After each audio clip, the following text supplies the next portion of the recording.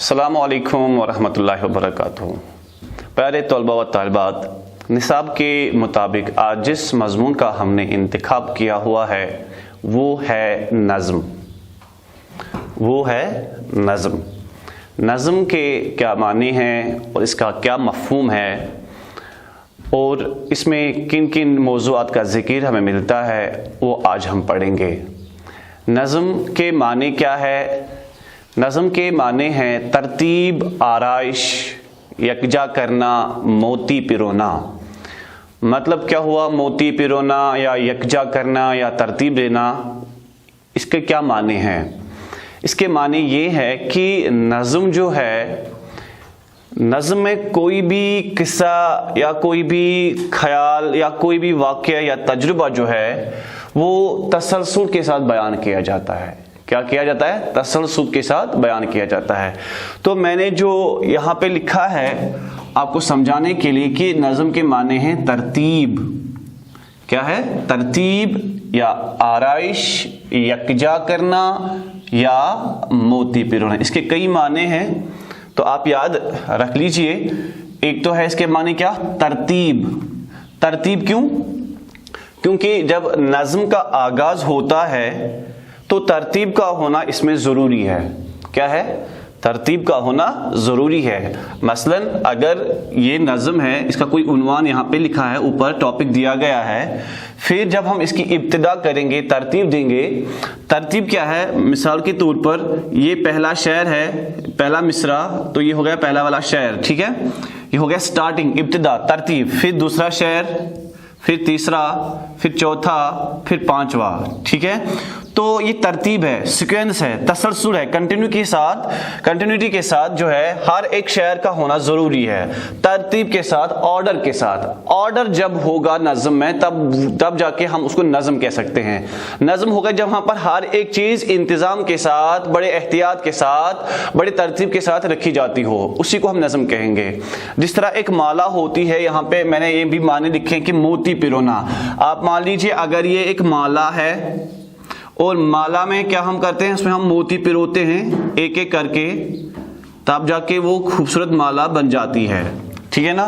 तो नज़्म के माने ये भी है कि मोती पिरोना कि एक माला में जब हम मोती पिरोते हैं तब जाके वो माला बन जाती है। इसी तरह नज़्म के अंदर जब हम शेर डालते जाते हैं, एक के बाद दूसरा, दूसरे के बाद तीसरा, तीसरे के बाद चौथा, फिर यहां तक कि इसका इख्तिताम हो जाता है, तब जाके वो नज़्म कहलाती है। इसीलिए इसको बोलते हैं मोती पिरोना। अगर इस नज़्म में से कोई शेर हम बाहर निकालेंगे, 2-3 बंद बाहर निकालेंगे, तो वो अच्छी नज़्म नहीं है, बल्कि वो नज़्म ही नहीं रहेगी। और क्या है इसके माने? यकजा करना, असेंबल करना, यकजा करना। क्या यकजा करना? ख्याल, तसलसल। यानी कि शायर जो है, नज़्म निगार जो है, वो जब किसी के ऊपर नज़्म लिखना चाहे, नज़्म वो किस पर लिखना चाहेगा? जमीन से ऊपर, आसमान के नीचे जितने भी चीजें हैं, जितने भी चीजें उसको दिखाई देंगी, वो चीजें जो उसके दिल पे असर करती हूँ, उस पर वो नज़्म लिख सकता है। चरिंद परिंदे, माँ बाप, बहन भाई, आजादी, वतन है, ठीक है, पहाड़ है, बियाबान है, कोहिस्तान है, रेगिस्तान है, आबशार है, चरिंद परिंद वगैरह जितनी भी चीजें हैं वो उन पर नज़्म लिख सकता है। जब वो किसी चीज को मौजू बनाकर उस पर कुछ लिखना चाहेगा तो उसको क्या करना है? तसलसल के साथ, ठीक है ना, वो लिखना है और यकजा करना है। वो सारे ख्यालात फिर उनको एक अच्छी तरतीब देनी है। वो जिस चीज के बारे में सोचता है एक शायर, ठीक है, वो उस पर लिखना चाहता है। पहले वो सोचता है कि मैं कहां से इसका आगाज करूं, ठीक है, मैं इसकी इब्तिदा कहां से करूं, ठीक है। फिर वो सारे ख्यालात को पहले वो सोचता है, फिर एक एक करके, एक के बाद दूसरा शेर, दूसरे के बाद तीसरा शेर लिख देता है, यहां तक कि वो क्या बन जाती है? नज़्म बन जाती है। और है आराइश, डेकोरेशन। यानी कि नज़्म जब एक शायर लिखे या कोई भी नज़्म होती है, उसमें आराइश का होना जरूरी है, खूबसूरती के साथ उसको बयान करना, ताकि वो लगे कि ये खूबसूरत नज़्म बन गई है। और तरतीब के माने हैं ऑर्डर, ठीक है ना। ऑर्डर के तौर पर हर एक शेर के बाद, यानी कि तरतीब के माने ये भी हैं। अगर मैं आपको ये बताऊं कि जो तरतीब है,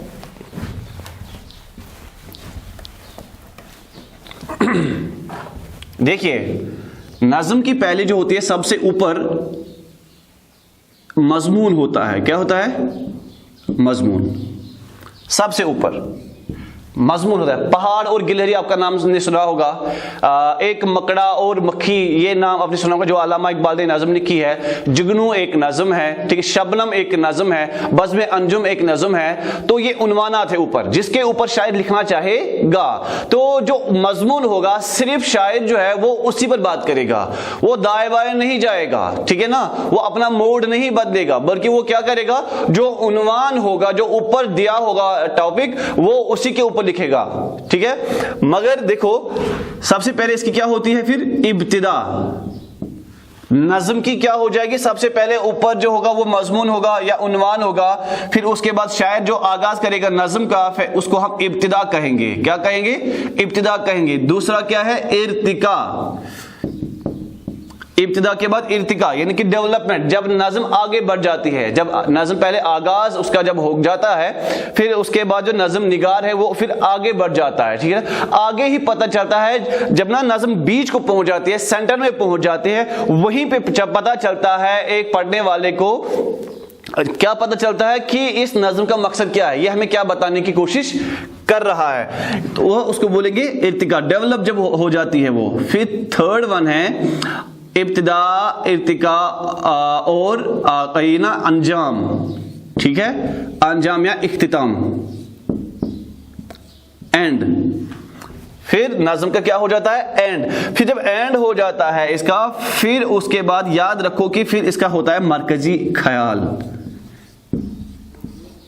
ठीक है, मरकजी ख्याल होता है फिर इसका, ठीक है। तो नज़म को आपने ये समझ लिया कि इसमें पहले इब्तिदा होती है, इर्तिका होती है और इसका अंजाम हो जाता है, फिर इसका मरकजी ख्याल भी निकल आता है कि इस नज़म का मरकजी ख्याल क्या था। तो नज़म के माने हैं तरतीब, आराइश, यकजा करना, मोती पिरोना। और इसमें कौन कौन से मज़ामीन आते हैं, इसमें कोई किस्सा, कोई वाक़ा, कोई तजुर्बा या कोई ख्याल तसलसल के साथ पेश किया जाता है, तसलसल के साथ पेश किया जाता है, ठीक है ना। नज़म जो है वो गज़ल के बिल्कुल बरक्स है, अपोजिट है। कौन, गज़ल को समझने के लिए या नज़म को समझने के लिए गज़ल का हवाला दिया जाता है, या गज़ल को समझने के लिए आमतौर पर नज़म का हवाला दिया जाता है। वो कैसे, देखिए नज़म जो है, नज़म में सिर्फ एक टॉपिक होता है, ऊपर से लेकर नीचे तक, पहले वाले शेर से लेकर आखिरी वाले शेर तक जो है एक ही मजमून होता है, एक ही उन्वान होता है, जिसके इर्द गिर्द जो है शायर अपनी कहानी जो है ना वो गढ़ता है, बनाता है। सारा ताना बना उसी चीज के अंदर जो है, उसी के इर्द गिर्द जो घूमती है, उसका एक ही मरकजी ख्याल होता है। किसका, नज़म का एक ही मरकजी ख्याल होता है, एक ही उन्वान होता है। पहले वाले शेर से लेकर हर आखिरी वाले शेर तक हर एक शेर जो आपस में वो जुड़ा हुआ होता है। पहले शेर का ताल्लुक दूसरे के साथ, दूसरे का तीसरे के साथ, तीसरे का चौथे के साथ, यहां तक कि फिर आखिरी वाले शेर के साथ इसका रब्त और तसलसल होता है। किसमें, नज़्म में। मगर गजल में ऐसा नहीं है, क्योंकि गजल में हर शेर जो है वो मुकम्मल इकाई होता है, जुदागाना होता है, और हर शेर का मतलब जो है वो अलग होता है। पहले वाले शेर का दूसरे वाले शेर के साथ कोई ताल्लुक नहीं होता, दूसरे वाले का तीसरे के साथ कोई ताल्लुक नहीं होता, और ना इसके ऊपर कोई उन्वान होता है। किसका, गजल का। तो आपने ये समझ लिया कि नज़म को समझने के लिए गजल का हवाला दिया जाता है और गजल को समझने के लिए नज़म का हवाला दिया जाता है। क्योंकि जो गजल है, फिर से मैं आपको ये समझाने की कोशिश करूंगा, जो गजल है उसके ऊपर जो मजमून होता है वो नहीं होता है, ठीक है ना, और उसका हर एक शेर जो होता है ना वो मुकम्मल इकाई होता है। क्या होता है, मुकम्मल इकाई, कंप्लीट होता है, उसका किसी दूसरे शेर के साथ कोई ताल्लुक नहीं होता है। हर एक शेर का एक मरकजी ख्याल होता है, ठीक है। हर एक शेर किसमें, गजल में कोई मजमून नहीं होता, ठीक है, और हर शेर जो है वो मुकम्मल इकाई होता है और एक मरकजी ख्याल होता है, ठीक है। और इसी तरह जो नज़म है, नज़म के ऊपर उन्वान होता है। क्या होता है, उन्वान, टॉपिक, और हर शेर जो होता है इसमें, हर शेर दूसरे शेर पर मुनहसर होता है, मुनहसर डिपेंड करता है वो दूसरे शेर पर। जिस तरह ये माला जो मैंने बनाई थी, तो इस मोती के बाद दूसरा, दूसरे के बाद तीसरा, यहां तक एक फिर कंप्लीट हो जाए। अगर हम इसमें से एक मोती, 2, 3, 4 मोती बाहर निकाले तो ये माला जो है बिखर के रह जाएगी। इसी तरह اگر ہم نے نظم میں کوئی بند باہر نکال دیا تو وہ نظم نہیں رہے گی. ٹھیک ہے, تو یہ آپ نے سمجھ لیا کہ نظم کے معنی ہے ترتیب, آرائش, یکجا کرنا یا موتی پیرونا. اور نظم میں صرف ایک ہی ٹاپک ہوتا ہے, ایک ہی عنوان ہوتا ہے, جس کے ارد گرد ساری کہانی جو ہے نا وہ گھومتی ہے, جس کے ارد گرد شاعر جو ہے نا اپنا تجربہ پیش کرتا ہے, اپنا خیال پیش کرتا ہے. اور اسی طرح آپ نے سمجھ لیا کہ جو غزل ہے, غزل میں کوئی عنوان نہیں ہوتا, کوئی ٹاپک نہیں ہوتا, اس کا ہر شعر مکمل اکائی ہوتا ہے, اس کا ہر شعر کا ایک مرکزی خیال ہوتا ہے. مگر نظم میں پہلے شعر سے لے کر آخر والے شعر تک ایک ہی مرکزی خیال ہوتا ہے, ایک ہی عنوان ہوتا ہے, اور اس میں تسلسل پایا جاتا ہے. کیا پایا جاتا ہے؟ تسلسل, یعنی کہ کنٹینیوٹی پائی جاتی ہے. بات آ رہی سمجھ؟ اور جہاں تک ہم بات کریں گے کہ جو غزل اور نظم میں جو خاص خاصیت ہے وہ یہ ہے کہ جو نظم نگار ہوتا ہے, جو شاعر ہوتا ہے, وہ ساری قوت, ساری طاقت, ساری انرجی, سارا اپنا علم, سارا اپنا تجربہ, سارا اپنا خیال جو ہے نا وہ نظم میں صرف کرتا ہے. نظم سے ہی پتہ چلتا ہے کہ شاعر کے پاس کتنا علم ہے کسی عنوان کے تحت, یعنی کہ وہ جو عنوان جو پیش کرتا ہے, وہ لکھتا ہے اوپر, پھر شاعر اس پر اپنے خیالات پیش کرتا ہے, اپنا تجربہ پیش کرتا ہے, پھر اس کے اوپر ایک طویل نظم لکھتا ہے. ٹھیک ہے, تو وہاں سے پتہ چلتا ہے کہ نظم نگار کے پاس کتنا علم تھا کسی چیز کو لے کے. ٹھیک ہے, تو جو اکثر جو شاعر ہے وہ اس کو بولتے ہیں کہ جو نظم ہے وہ اس کو تشبیہ دیتے ہیں کس کے ساتھ؟ سیلاب کے ساتھ. اور غزل کو تشبیہ دیتے ہیں شبنم کے ساتھ.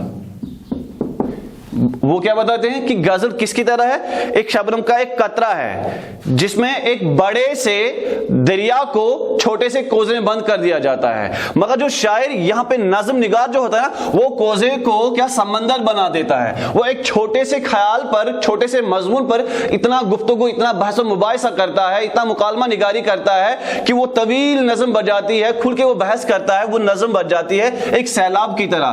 مگر غزل میں وہ کیا کرتا ہے؟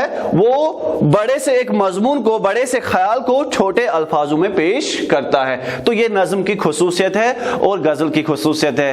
اور اگر ہم تقریباً بات کریں گے شعراء کی جنہوں نے نظمیں لکھی ہے, وہ ہے نذیر اکبر آبادی ہے, محمد حسین آزاد ہے, حالی ہے, شبلی ہے, اقبال رحمت اللہ تعالی علیہ ہے, اکبر آبادی ہے, چکبست ہے, جوش ہے, فیض ہے, نون میم راشد ہے, میراجی ہے, اختر ایمان ہے, اور وغیرہ وغیرہ. باقی بھی اس کے علاوہ جو شعراء ہے جنہوں نے نظمیں لکھی ہیں, تقریباً جتنے بھی غزل گو شاعرہ ہے, جتنے بھی شاعر ہیں, انہوں نے کیا لکھی ہے؟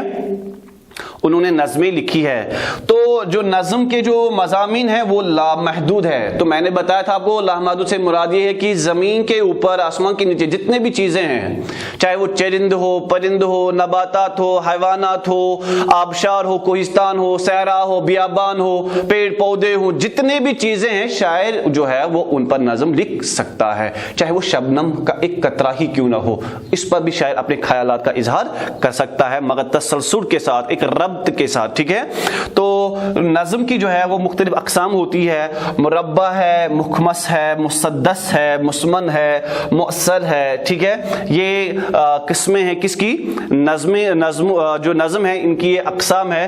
مربع ہو گیا جس میں 4 مصرے ہوتے ہیں. مثلا اگر آپ دیکھیں گے, دیکھو 1 2 3 4, اس کو بولیں گے مربع. کیا بولیں گے؟ مربع, یا اربع بولیں گے, یا رباعی بولیں گے, جس میں 4 مصرے ہوتے ہیں. ٹھیک ہے, اگر 2 مصرے ہوں گے, 1 یا 2 مصرے ہوں گے, اس کو بولتے ہیں ہم شعر. کیا بولتے ہیں؟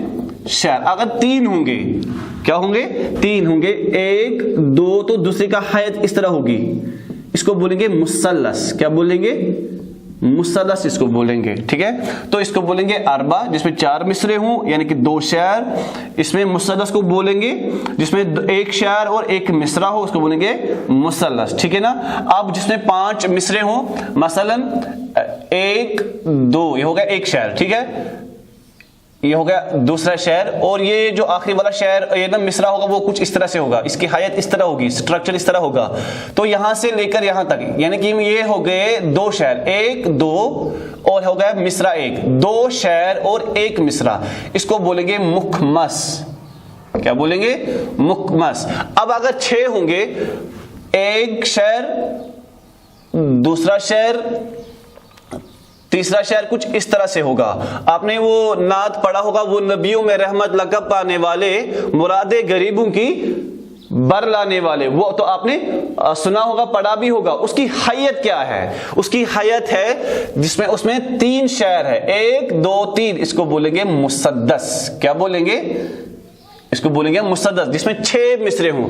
मुसद्दस पे एक नज़म लिखी थी मौलाना हाली ने, मुसद्दस है, जिसपे सर सैयद अहमद खान ने कहा था कि जब रब्बे कायनात मुझे क़यामत के दिन पूछेगा, सवाल करेगा, ऐ सर सैयद तुम क्या लाए हो, तो सर सैयद जवाब देते हैं कि मैं रब से कहूंगा, मैं अल्लाह से कहूंगा कि मैंने हाल ही से एक किताब लिखवाई है। उस किताब का क्या नाम है? उस किताब का नाम है मुसद्दस, या दूसरा नाम भी है मुसद्दस मुद्दो जज़र इस्लाम, यानी कि इस्लाम में उतार चढ़ाव। तो बताया सईद कि मैं बताऊंगा कि मैंने हाल ही से ये किताब लिखवाई है जिसका क्या नाम है? मुसद्दस, जिसमें क्या है? जिसमें 6 मिसरे हैं, यानी कि 3 शेर हैं, इसको बोलेंगे मुसद्दस।